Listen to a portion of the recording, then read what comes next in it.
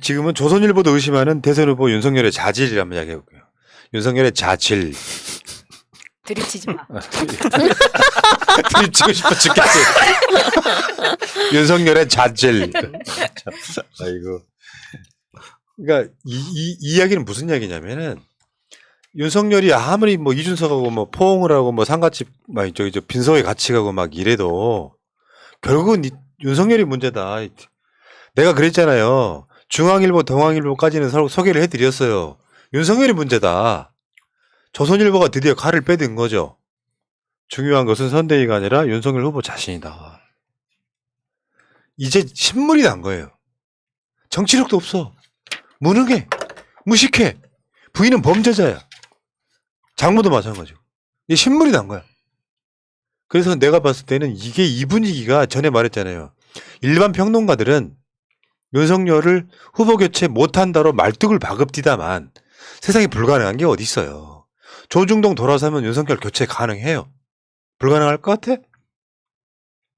왜냐하면 자기 진영에 있어서의 절대 권력을 갖고 있는 사람들이 조중동만 나발을 부는 게 아니라 당내에서 나발을 불고 이 정도 지지율로는 안 된다.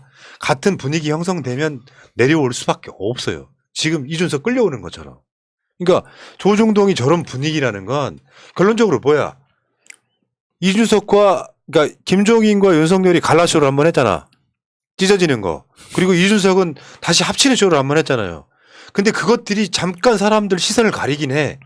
근데 결국 문제는 윤석열의 무능, 김건희의 범죄, 뭐 장모의 범죄 이런 것들이 더 주목을 받는 거 아니에요. 그렇기 때문에 어떤 면에서 보면 조선일보 등도 이런 식으로 제목을 달았다면 어떤 의미에서 손절일 수도 있다는 생각이 드는 거예요. 왜냐하면 본질을 찔러버렸거든. 니들이 뭔 쇼를 해도 윤석열 후보 네가 문제야. 원래 제일 무서운 게 무관심이잖아요. 근데 언론에서야 막 윤석열에 대해서 계속 써주고 그게 뭐 좋은 쪽이든 안 좋은 쪽이든 언론에는 윤석열 문제가 계속 나오지만 시민들이 철저히 외면하고 있는 걸 우리가 보지 않았습니까? 지하철역 앞에서 그렇게 막 인사를 하는데도 아무도 쳐다보지 않고 사진도 안 찍어요. 오늘 지하철을 타고 오는데도 아무도 옆에 아는 척을 하지 않고 쳐다보지도 않고 있어요.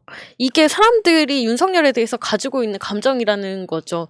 관심이 없고 나는 저렇게 무능한 사람을 대통령 후보로 인정하지 않는다. 근데 오늘 이재명 후보는 어땠습니까? 어딜 가든지 사람들이 따라다니고 계속 사진을 찍으려고 하고 너무 비교가 됩니다. 아니 근데 그런 인사들도 그러니까 시민들하고 접점을 찾기 위해서 만난다고 하면은 아유 퇴근하셨어요 오셨어요 하고 이렇게 먼저 다가가서 악수를 한다거나 거부를 하더라도 민망한 그걸 못 참는 거잖아요. 아유 당근이세요. 그러다 보니까 그냥 이렇게 서서 인사만 하는 게 주유소 앞에 무슨 등신대 세워놓은 것처럼 등신 같은 거죠. 등신대. 어르신들 오해하실까봐 사람하고 똑같은 사이즈의 그러니까. 윤석열 등신대. 그런 거네요. 그렇더라고요. 그러니까 그렇게 세워놔봤자 소용이 없다. 등신대 법학과 나왔어. 그러니까 조선일보도 이제는 문 대통령의 마음을 좀 이해해 주겠나? 이 등신대. 나 진짜 미치겠네. 근데 결국에 이제 조중동도 사실은 우리가 박근혜 때의 기억이 있잖아요. 조중동이 돌아서면서 박근혜가 급격하게 무너졌던 그 기억이 있는 것처럼 사실 저는 조선일보 같은 경우는 오보도 의도가 있다고 저는 생각을 하는 편이거든요. 근데 이런 기사를 냈다라는 거는 분명히 자기네들 내부에서도 이렇게 수인 한도를 넘어섰다라는 사인을 저도 분명히 보내는 거라고 생각을 해요. 그리고 윤석열은 절대 나갈 사람이 아니고 하지만 끌어내려고 하고 이때 가장 아름다운 그림이 나오죠. 그래서 매우 반깁니다. 그러니까 이런 거죠. 후보의 지위라고 하는 것은요. 민주당에도 후보 교체론은 일부가 있긴 하지만 전혀 주목을 못 받잖아요. 전체 여론이 아니기 때문에 그런 거죠. 그건 특수한 경우에 약간 돌연변이 같은 거고 전체적으로 그 후보를 떠받치고 있는 중심 세력들이 윤석열 저걸로 될까 하는 의구심 갖기 시작하면 흔들리는 거예요. 지지층이 지지를 빼는 이유가 그거 아니야. 안철수로 지지가 넘어가는 이유가 저 사람으로 안 되겠는데? 왜냐하면 그 사람들이 모이는 단어 네 글자는 딱 하나밖에 없어요. 정권 교체인데 이상한데 우리 대표 선수로 나온 놈이 제일 전력이 떨어지는 거예요. 국가대표로 뽑아놨는데 예를 들면 초등학교 축구 선수만큼 그렇게 실력이 안 되는 거야. 뽑힐 때 뭔가가 씌었던 거지. 그 전체적으로 봤을 때는. 그렇다 보면 후보라고 하는 게 무럭무럭 안철수가 크는데 안철수가 만약에 지금 6개월 전에 크는 상황이라면 우리가 걱정을 해야 됩니다만 2달밖에 안 남은 상황에서 안철수가 크면 상대적으로 윤석열의 입지는 떨어지는 그렇죠. 거고 지금 아까 소개해드린 여론조사에서 보면 선대위 개편을 했어. 근데 지지율이 더 떨어져서 안철수한테 가버렸어. 그래서 13% 차이가 나버려. JTBC가 그 정도면 굉장히 심각한 거예요. 그러니까 사람들이 오해를 하는 게 윤석열이 싫어서 안철수한테 간 표가 둘이 합쳐지면 다시 윤석열한테 갈 거냐? 그렇지 않습니다. 똥 묻은 빵 먹기 싫어가지고 크림 묻은 빵 먹어도 가는데 두 개 붙여놓으면 그거 다시 먹겠습니까? 절대 안 먹거든요. 윤석열이 싫어서 안철수로 간 사람들이 둘이 다시 붙으면요. 차라리 이재명 후보님한테 가든지 아니면 전혀 제3의 대안을 찾았으면 찾았지 다시 윤석열한테 가는 일 없어요. 내가 여기에 학을 뗐는데 어떻게 글로 다시 돌아갑니까? 네. 그 조선일보도 진짜 내로남불인 게 윤석열 누가 띄었습니까? 조선일보에서 그렇게 막 조국 그다음 추미애 이렇게 대립하면서 키워낸 게 누군데요? 이제 와서 이런 얘기하고 있어요. 그러니까 지들도 놀라고 있는 거예요. 그렇지. 우리도 놀라고 있어요. 매일매일. 아니, 그러니까 놀라고 있다는 표현보다는 당황하고 있다. 당황, 그렇지. 당황과 황당의 차이 뭐 그런 거 그렇지, 있잖아요. 그렇지. 넘어서 황당할 수도 하고. 뭐 저런, 그러니까 오죽했으면 그런 이야기 있잖아요. 문재인 정부의 4대 미스테리. 윤석열 검찰총장 임명. 도대체 가능한 이야기였냐 이런 생각이 들 정도. 깨끗하기를 해. 인사검증 안 한 거지? 내가 봤을 땐 그래. 물론, 그 당시 분위기에서는 윤석열이 적폐청산을 확실히 해줄 걸로 믿었던 측면이 그렇죠. 있고요. 그때 그 얘기 나왔었지. 윤석열이 검찰개혁에 뭐 어쩌고 한 이유가 윤석열이 그걸 못 알아먹기 때문이다. 뭐 이런 게. 말귀를 못 말귀를 못 알아먹어. 학명이 아니라. 어쨌든 그게 이제 결과적으로 보면 대선 후보까지 됐기 때문에 사실은 저는 뭐 한편으로는 그런 거 기대 한번 해보는 거죠. 역대급으로 선거가 왜 그 간 쪼리는 거 있잖아요. 그런 거 별로 하지 않고 갈 수 있지도 않을까라는 조심스러운 전망을 해보면 댓글이 달리죠. 방심하면 안 됩니다. 그 정도로 뭔가 윤석열과 이재명 후보가 너무 비교가 되기 때문에 아무리 언론이 기울어져 있어도 저 선거를 지는 건 불가능하다 할 정도 최고의 선수를 내놨어. 손흥민 같은 선수가 한 명 있어 우리한테는. 근데 저는 초등학교 6학년밖에 안 되는 선수가 둘이 시합을 붙는다고 생각을 해보세요. 어떻게 그 선거를 지냐고. 그러니까 이제 뭐 공작설 나오는 거 있잖아요. 다시 한번 말씀드릴게요. 공작설을 내는 것이 좋은 점은 그 사람들의 기임을 먼저 빼는 측면이 있거든요. 니들 공작할 거 알았어 하는 것도 있지만 그 공작설의 내용을 보면 여당 후보는 이재명이 아니라 이낙연이다. 뭐 그런 이야기를 뭐 최상위 등이 하고 있다 그랬잖아요. 그런 것은 사실상 여권 갈라치기다. 그렇죠. 그러니까 이게 공작을 한다는 것은 우리가 듣는 것까지는 좋은데 그 내용에 들어가 보면 아직도 이재명 후보의 지위를 흔들려고 하는 세력이 있구나라고 느껴지잖아요. 이런 것들을 잘 취사 선택해야 된다는 거지. 어떤 분들은 또 그런 정보만 듣고 와가지고 댓글창에 공작 들어온다 조심해라 그 이야기만 계속 하고 있는 거야. 공작새가 돌아다닌다. 그러실 필요 없는 거죠. 자신 있게 가면 이재명 후보가 나는 대장동이라고 하는 어마어마한 큰 산을 넘었다고 생각해요. 사실상 안 믿는 사람들은 어쩔 수 없는 거 버리고 가는 건데 지금 여론조사가 40% 이제 육박하거나 일부는 넘는 여론조사가 나왔잖아요. 그러면 그게 다시 말씀드리지만 투표율 한 75 정도로 봤을 때는 거의 50%에 육박하는 투표율이 될 가능성이 되게 높다. 그러니까 나머지 이재명 안 찍을 사람들이 대장동 안 믿는 거는 포기하고 가셔도 됩니다. 다만 예를 들면 굳이 말하자면 대장동을 의심하지 않는 사람들 또는 하는 사람들 중에서도 실력이 있는 사람 그래 니들 말처럼 윤석열과 이재명이 똑같다고 치자. 비리가 있는 것처럼 보여서 그런데 실력이 누가 더 있느냐 같은 선거 전략으로 가야 된다는 거예요. 공작이라는 거는 절대적인 힘을 갖고 있어야 되고 절대적으로 유능해야 됩니다.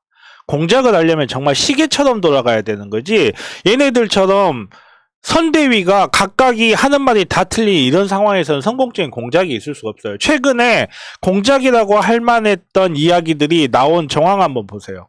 이재명 후보님 아들 부정입학 8시간 만에 바로 침몰해버렸죠. 60명.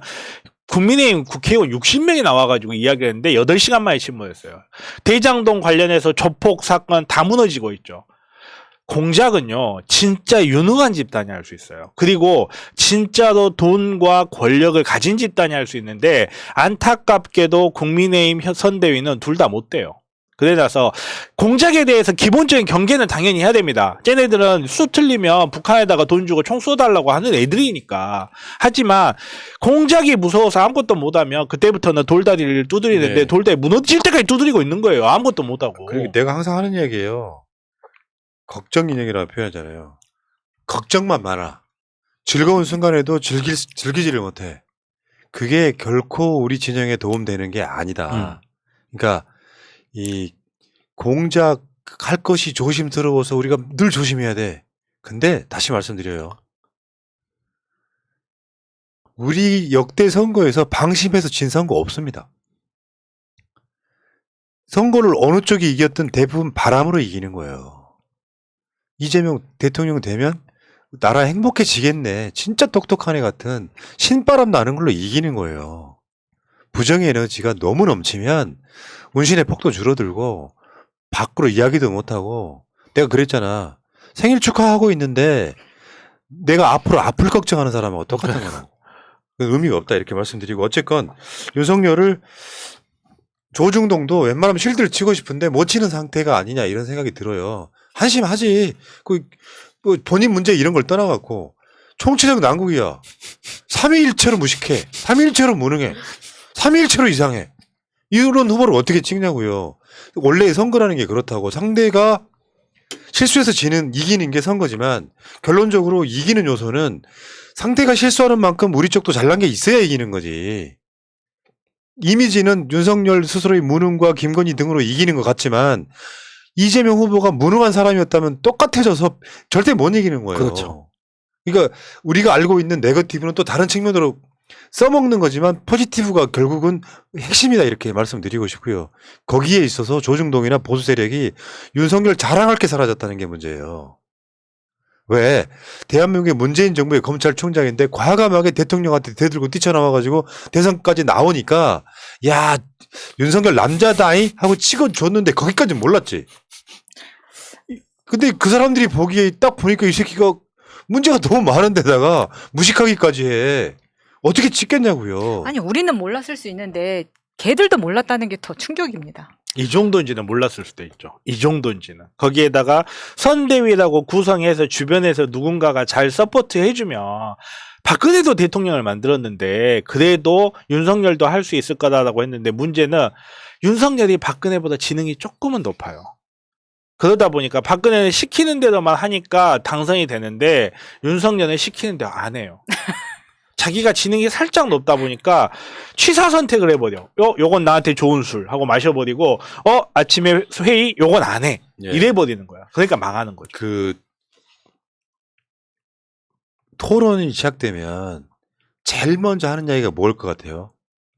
윤석열 망은 공격하는 거예요. 후보들이 준비 안 해갖고 나오겠냐고. 국가를 운영할 차에 노동관, 뭐 경제관, 국방관 이런 거 안 하겠냐고요. 윤석열 검증 타임 돼버려요. 그러면 윤석열 일부는 또 말을 바꿔야 돼요. 그러니까 선거 토론 같은 것 전에 말하는 걸 하나하나 조심해야 되는 거지. 그러면 더 악순환이 시작되는 거예요. 수렁에 빠지는 거야.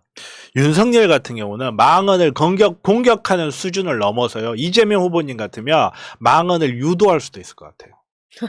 충분히. 새로운 망언을 막 쏟아내게 만드는 거지. 신난다. 방송 3시간 늘려. 알겠습니다. 자, 여기까지 하시고요.